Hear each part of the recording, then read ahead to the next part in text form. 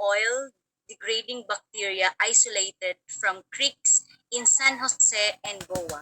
Researchers Gerald Odiamar, Gilbert Abion, and Zarina Nicole Makatingrao from Partido State University. Presenter Gerald Odiamar. Ladies and gentlemen, good day. I, General Vino Jamar, with my co-authors, Mr. Gilbert A. Agnon, Ms. Zarina Nicole, would like to present to you our research entitled Isolation and Identification of Cooking Oil Degrading Bacteria Isolated from Creeks in San Jose and Goa. Every year, 200 million gallons of cooking oil are appropriately disposed worldwide because of increasing global demand for petroleum hydrocarbons and due to increasing human activities, environmental contamination is frequently linked with hydrocarbon pollution. Vegetable oil, which belongs to polycyclic aromatic hydrocarbons, is widely used from a house scheme to a large scale in hotels, restaurants, and food processing industries. However, it is not being utilized properly. It is simply dumped into the environment, leading to another pollution. According to the Civar et al. 2011, 1 liter of liquid waste can compromise an approximately 1 million liters of natural water. Used cooking oil disposal, both deliberate and intentional, into drainage systems, onto land, or into water courses is not only illegal, but it can also endanger organisms like microbes, fish, and other life. When oil is oxidized into alcohol, aldehydes, ketones, and other toxic compounds, it degrades the environment and creates human health. For these reasons, waste cooking oil has been identified as hazardous waste by the Department of Environment and Natural Resources. So how can we address cooking oil pollution? Bionutrition is one of the potential solutions to this problem. Apart from producing outstanding results in terms of pollutant degradation, it is also an environmentally friendly technology as it degrades pollutants using naturally occurring organisms like air. Its study was conducted to isolate, characterize, and evaluate the biosurfactant production or degradation ability of bacterial acids from hydrocarbon polluted environments. The results of this study will serve as a tool for biomedication will help various agencies improve regulations that control possible oil pollutants, especially for residential and industrial communities that highly contribute to water pollution. The study follows basic research procedure. Water samples were collected from creeks and other residential areas in the Lois landscape that were in Goa, Kaman, and Sulu. Bacteria were isolated by entry to water samples as sterile functional alcohol, pH, and 0.5 ml vegetable oil at room temperature for 7 days were serially deleted until it made until it harmed. The number of colon formulated was decreased afterwards. 9. Eliminating colonies and plates for living on environments based on their ecological environments. The isolated collection were identified as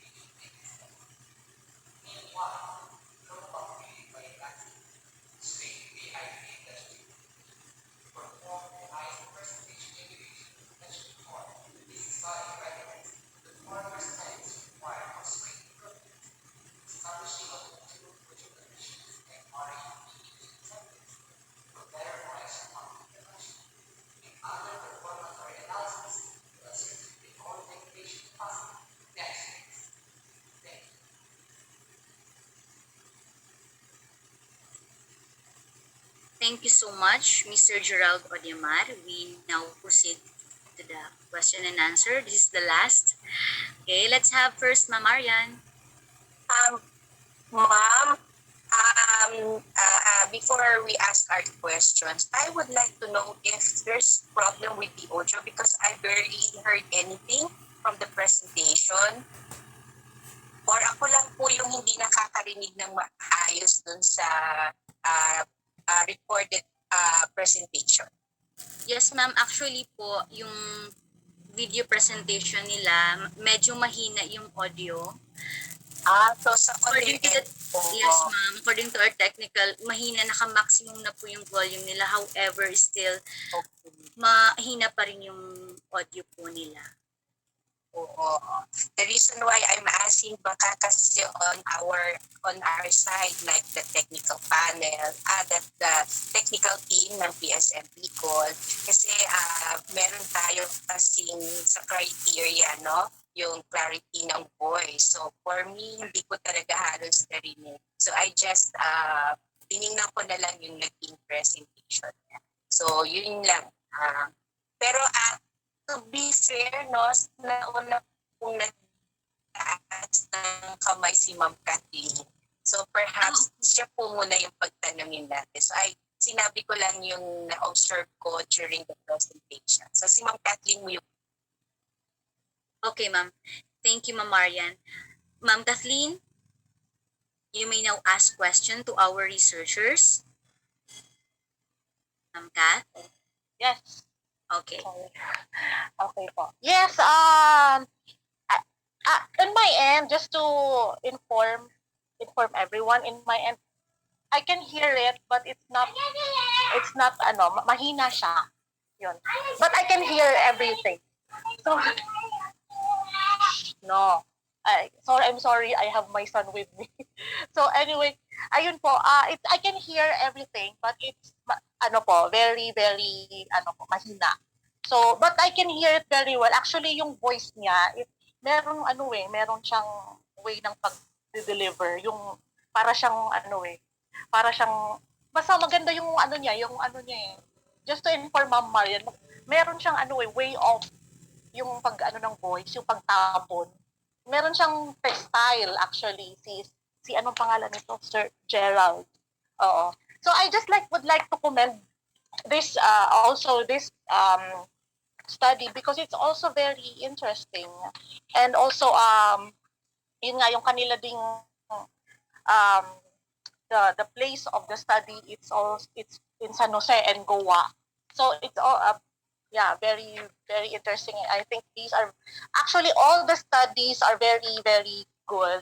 So yung mga talagang pang Bicol siya. So like this one, San Jose and Goa Creeks.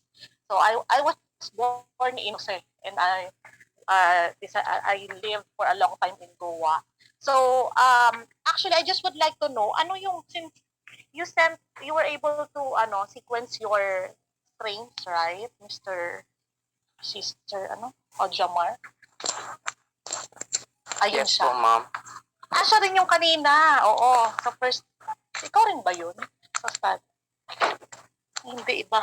Iba pala, sorry. So, what primer pair, ano pong ginamit kaya? Mas maganda kung present ninyo yung mga primer pairs ninyo for the 16SR DNA sequencing. Kasi may mga ganun. Wala po, ma'am, date. Wala po, ma'am, po? data na ibinigay po, ma'am. So, wala pong data na ibinigay. More on sa results lang po ng identification. Okay. So you were able to send it sa Diliman, no? Sa PG's, Opo, ma'am, sa PGC Yes, po. yes. Mm-hmm. So, actually more on yun lang yung tanong ko. And actually you were able to actually present comprehensively yung results. Meron kayong gravimetric, and yung mga results naman, you may mako-compare mo talaga. You can correlate it well because they are medyo siya nagma-match naman. So, congratulations on your study, and I hope someone can continue to study this. it's very interesting. So yung ano din na you're able to, you found that most of these are gram-negative bacteria. So, ay hindi, Yes lahat po. nga pala, lahat. Actually, lahat, all the 9 isolates were gram-negative. So, it's also a good discussion point. So, yeah, congratulations, and I hope someone can continue this study. Thank you so Thank you much. po, ma'am. Thank you po. Next, we have Ma'am Marian. Hi, Gerald. Hello po, ma'am. Yes, thank you very much, ma'am. Congratulations, Gerald, and to your team. Thank you po. You have a very comprehensive written research report that was provided to us. And I just hope that you were able to keep all your bacterial isolates. They are still viable and they are kept well or stored well. Kasi sayang, no? Especially the potential isolates. May I know the method you use for your isolates? Saan ngayon siya pag-send? Excuse me po, ma'am. Sorry po. Can you repeat po, ma'am, the question? Hello, Gerard. Narinig mo ba ako? Medyo putol-putol po, ma'am. Pwede po, ma'am, paulit po. May I know the probation of the isolate? I'll turn off my video na lang. So, can you hear me now?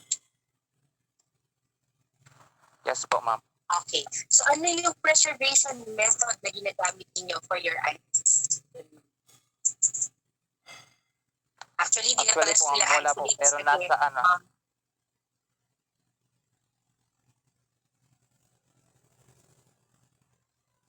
usually po, na-store po sila, ma'am, sa nutrient agar plants and stored at refrigerator po sa lab. siguro, pa-active pa lang din kayo on the preparation ng glycerol stock. Kasi sayang, baka mag-dry up yung nutrient agar nyo, mawala yung inyong strains, the bacterial strain. Ang tanong po Noted is, po. how will you explain the very low percent homology ng mga sequences na nakuha nyong strains? Kasi parang may mga 70, may 80. Bakit kaya sa tingin mo very low? Are these potentially novel or new species, or there were just yung threshold level niya, hindi nyo din kasi yun na-discuss? Maybe both factors po, ma'am. It might be sa genes po or sa DNA content po, ma'am, ng bacteria, or pwede din po, ma'am, pwede maging siyang novel kasi diniscuss po, ma'am, sa seminar na for about 95% of identity percentage ng bacteria or below that can be classified into a novel bacteria. So it can be both factors po. May I know, sino ang nag-analyze ng inyong sequences? Kayo ba? Or ipinrovide na lang sa inyo to nung, saan ba kayo nagpa-sequence? Macrogen ba? O PGC? Sined me po, ma'am, si bacterial cell po, ma'am, sa PGC. Tapos sila na po, ma'am, nung nag-identify po ng bacteria.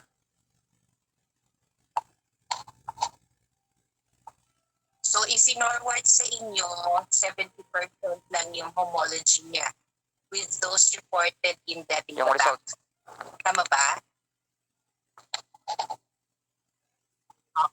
So, possibly, these are possibly new species? Would you think so? Kaya ganun kababa? Maybe, ma'am. Kasi when we gather some data or researches, medyo limited lang po, ma'am, yung mga bacteria na used sa the same field po ma'am kang research po. Siguro baka you can also do some phylogenetic analysis para makita nyo talaga, no? And then, siguro, it will be very low, but you still have to check, no? Because you can also do phenotypic characterizations as well as whole genome sequencing just to confirm if these are really new species or baka kailangan lang yung i-reanalyze ang sequence and then do phylogenetic clustering or phylogenetic analysis. Yes po, highly noted Again, po. congratulations. Hope you can improve your write-up and then hopefully you can submit this in a peer-reviewed journal. Ma'am, Thank you po. ano na po yata kay Sir Edison na. Hello. Pwede na ba? Hi sir. Go ahead. Okay. Actually, tutulungan sana kita to answer Ma'am Marian's questions. Sige, mamaya, isa-isa na. Okay, first off, I would like to congratulate you for your presentation. I really liked the presentation. It was very organized. The way you presented your results, so gusto ko yung sequential, like you started with the cultural characteristics and you also had the morphology also, the phenotypic characterization. And what's missing to be able for you to have to come up with a very strong identification since you have both the molecular and you have your phenotypic konting biochemical tests kahit man lang sana like ang pinakamasimple ay would be catalase test, pwede na, or additional, so that you can answer Ma'am Marian's question regarding the low percent match or yung 76 or 80 something, masyado kasing mababa, well, tama si Ma'am Marian. We can really assume kapag that low that hindi na nga yun yung identity as match dun sa present yung data. Okay, now, Okay po. para strong kasi 'di ba ang ano natin ngayon, approach natin ngayon would be in microbial taxonomy, polyphasic na yung approach, not just molecular, not biochemical, pwede rin phenotypic and so on. Pwede nga rin serological if you would like to check. And tama din si Ma'am Marian, isa-suggest ko din sana kung hindi lang nabanggit ni Ma'am Marian, since you already have your sequences with you na binigay sa inyo ng sequencing facility, might as well add a phylogenetic tree kasi makikita mo kung yun nga yung identity, magka-cluster talaga siya. So, are you familiar with how phylogenetic tree works? Makikita mo kung siya talaga siya, dun siya magka-cluster, sasama siya dun sa mga stored sequences na dinownload mo sa GenBank. That's one also of a way how to answer Ma'am Marian's question regarding the low percent match. Now, sige, medyo napalayo na tayo kasi tinulungan kita to answer these issues. But ang tanong ko lang, isa na lang kasi in the interest of time, kasi alam kong gutom na tayo lahat.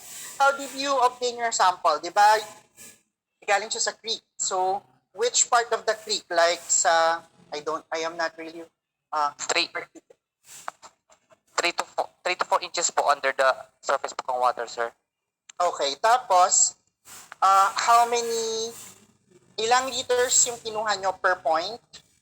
Ang per site po we collected is 60 ml po ng water samples. 60 ml. Then transported po sa laboratory in ice. Okay. Meron kang idea yung like turbidity ng water or any other physical chemical characteristic yung sample? Wala po sir kasi nag-try po kami sir na magpa physico-chemical properties test na po kaso wala pong available sa aming campuses. Okay. So, and other nearest lab po.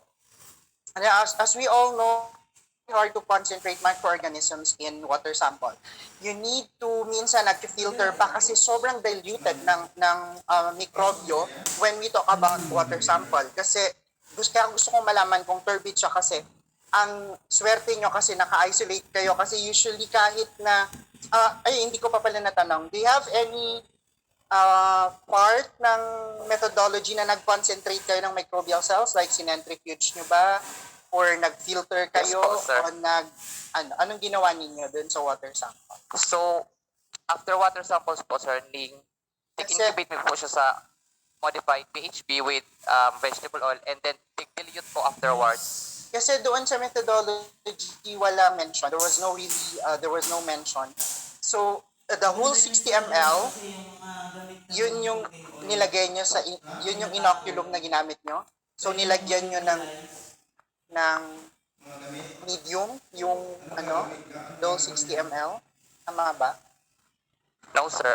Actually, 1 ml lang po ng sample. 1 ml from the di ba? Very lucky kayo Opo. kasi dun sa 1 ml meron kasi usually kaya gusto kong malaman yung turbidity and other physical-chemical characteristics of water kasi I did some research about water, minsan talaga wala. Kasi lalo na kung very low amount, like 1 ml na, ako yung research ko like 1 liter or more than 1 liter, wala pa akong nakukuhang mikrobyo in a body of water. So I think, yun lang.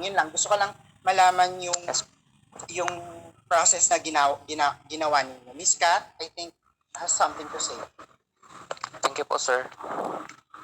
Yes, I would like to agree on Sir Edison's comments. Yeah, you're very lucky because you mentioned you only used 1 ml. Sometimes when you're working with water and in sediment, even in sediment samples, you in some researchers that I have read, they do enrichment first before they can isolate actually. So yung research ko din kasi during my graduate study, I dealt with sediment sample. So I performed enrichment, yun. So actually, mas na nga yun, mas manageable pag sediment samples may mas makukuha ka. Pero pag water talaga, you're very lucky that you're able to isolate, yung mga isolates ninyo. And also, I would like to yun nga, reiterate yung preservation technique or method that you have to really preserve your isolates well. So just like what Ma'am Marian, maybe you can use glycerol stock first, and then in the future you can maybe consider yung lyophilization or freeze drying, just for you to preserve your isolates well and for future studies of the next researchers that will be working on these. Yes, and also yung phylogenetic tree. Actually, for the entire presentation of the whole, your group, the 6%, 3 of which are dealing with isolation. So, yun lang, pare-pareho yung namin, recommendation, yung preservation, yung confidence on the identities using consensus or polyphasic identification. By presenting yung phylogenetic tree. Ayun. Yun lang po. Thank you so much, but I really like your study and your organization, yung may kwento yung flow mo ng pag-present. So, very good. Congratulations. Okay, thank you so much to our panel of evaluators. Thank you po for the highly appreciated po ang recommendations, ma'am. Thank you po. Okay, thank you, Gerald. And that's the Thank you end po, ma'am. of our research presentation. We thank our panel of evaluators and of course our researchers and presenters. Yes, we worked overtime